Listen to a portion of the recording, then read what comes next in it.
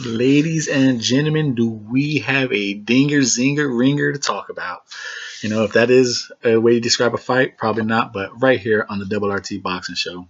Breakdown prediction segment number 115. No belt. I don't even know what weight class this is going to be at, considering Fortuna last fought East at 135. What's his name? Granados fought Broner and Porter at 144, 147. So who knows what weight class this fight's going to be at. But you heard the names, Adrian Granados and Javier Fortuna. You know those two are going to bang the hell out of each other. And that's what we're breaking down. We're going to predict this fight right here, the Double RT Boxing Show. I'm your host, Mr.A, Volume 115. Thumbs up, thumbs up. Whew. You know, these guys are about even across the board. Is Adrian Granados going to catch a break? Is Javier Fortuna going to break his jaw? Because you know these guys like to scrap. These guys like to scrap. You got Adrian Granados at 18 with 12 KOs, 6 losses, all by decision, with 2 draws. And some of those losses I feel he shouldn't have had, and I'm pretty sure there's a lot of you out there he shouldn't have had. You know, should he have lost to Broner?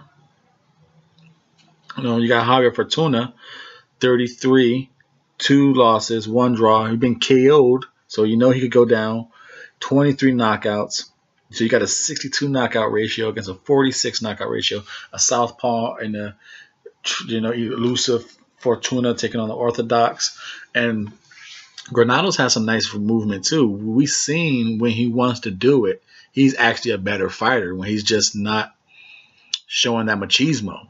You know, when he was doing that movement against Broner, he pulled away. When he was doing that movement against Sean Porter, we're like, oh shit. You know, he's working that jab against Sean Porter, moving and doing all this. So like I said, ring experience, you got Fortuna taking the edge at 179 rounds of experience. Granados 157. You know, both 28 years old. Now this could be a key factor. You know, even though Fortuna is good at what he does, he's given up 3 inches in height. It's 5'6" to 5'9", and Fortuna has a reach of 68.5. Granados has a reach of 74.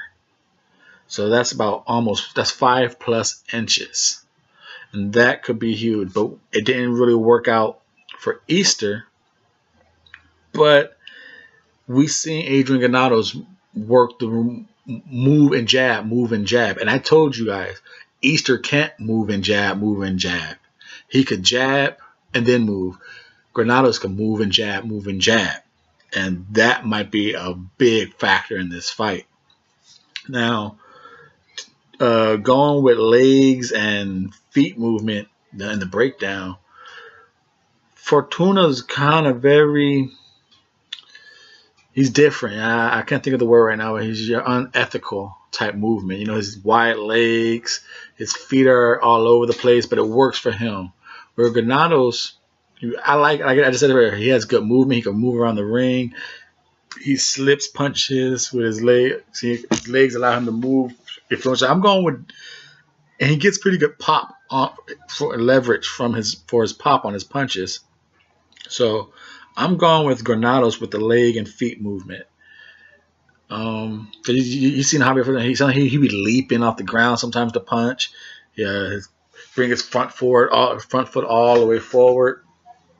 So defensively, oh man, they both fight too much in the inside for me. But Fortuna's really damn good. He be crouching down low. He be right in front of you, giving you different angles. He's just not a stationary target. Granados, he fights. He's good when he uses his legs and his jab. He's good defensively. Because when he's in front of you, he can slip punches. These guys are good. They just choose to fight in the inside. So just by a smidge, I'm going to lean with Fortuna on the defensive. Even though he gets cracked, so does Granados. But he's constantly, I think he's better at not giving you a still target than Granados is. And then offensively, it's take your poison, man. Fortuna gives you a very unorthodox delivery, punches from all angles. Granados gives you a lot of inside fighting. He works behind the jab real good. Fortuna could jab himself in for a short man. But I'm going to lean with Granados on this one. Even though I think Fortuna has a punch-for-punch power, I think Granados has a better jab. And when he wants to be a rangy fighter, he's so much better. And how's this fight going to outcome? Fortuna is going to have to just put that pressure on, because Granados will engage in a combat all-out blitz fight if that's what you want to do. And I think Fortuna could win that fight. I think he hits harder. I think all that slipping and down, he's just going to spring up and catch Granados in the middle or something. Considering I think he is the heavier fisted guy. So just fight the same fight he fought against Robert Easter. Get inside, bang the bodies, use the foot movement, go to the side, catch him with the hooks. That's how Fortuna could win. As far as Granados, he can mix it up a little bit in a phone booth fight because he's good. He's good placement. I think he has good placement with his punches. And Fortuna can be caught with something. We've seen it every fight. He's so eager to knock you out sometimes. He leaves himself open, a la Jason Sosa. But even when he was fighting Robert Easter, he gets caught every fight because his awkward angles sometimes work against him. But Granados needs to mix it up once in a while and then grab, but stick to the outside. Keep Fortuna on the outside with that jab and movement, and make Fortuna overcommit, reach in, make his foot movement and feet work come into play where it makes him a little off balance, and then pounce on him. Then that's when you take it to the inside phone booth. Until then, keep the outside jab. Do the opposite of Robert Easter. Move and jab, move and jab. It's a tricky fight, man. To me, this is a coin toss-up fight. Is Fortuna did they both be getting robbed on sometimes, or questionable calls against them? Fortuna should have beat Easter. Granados gets a couple draws and losses that he shouldn't deserve. So these guys both get the bad end of the stick. Who's going to get that win? Because this fight can easily be a draw. Easily be a draw. But I don't want to take that route. And I say it's about 60% a draw in this fight. I'm going to go with the reach. And I think his corner is going to get in his head, box finally.